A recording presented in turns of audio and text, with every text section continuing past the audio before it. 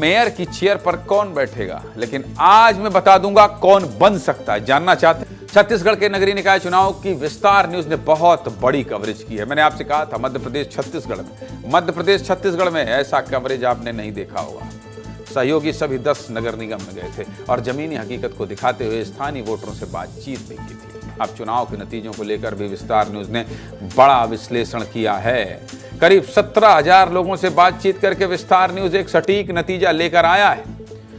छत्तीसगढ़ के 10 नगर निगम में से 5 पर बीजेपी आगे नजर आ रही है, जबकि बाकी 5 सीटों पर बीजेपी कांग्रेस में कड़ी टक्कर देखने को मिल रही है। क्यों कह रहा हूं ऐसा आप एक बार स्क्रीन देखिए और विस्तार से समझिए। शुरुआत करते हैं राजधानी रायपुर से।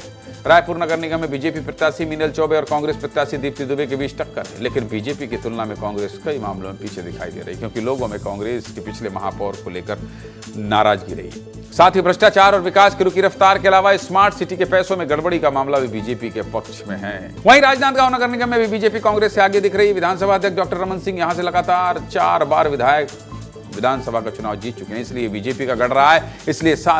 इसके साथ ही ओबीसी वोट बैंक भी प्रभावी है। यहां मधुसूदन यादव की व्यक्तिगत लोकप्रियता उनको फायदा पहुंचा रही है। कांग्रेस के निखिल द्विवेदी के लिए यहां बढ़त बनाना बहुत बड़ी चुनौती है। रायगढ़ में क्या है?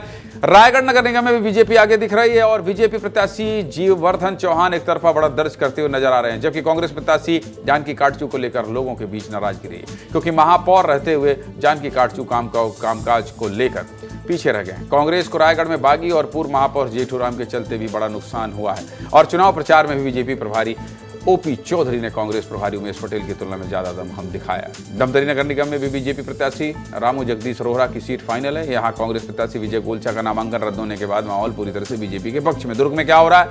दुर्ग नगर निगम में भी बीजेपी प्रत्याशी अलका बागमार कांग्रेस प्रत्याशी प्रेमलता साहू से आगे नजर आ रही है। लोगों ने यहां स्थानीय मुद्दे जैसे कि सड़क, बिजली और नाली को लेकर वोट किया। इन मुद्दों को लेकर काम करने में कांग्रेस के पिछले महापौर नाकाम रहे, ऐसा आरोप लगाया।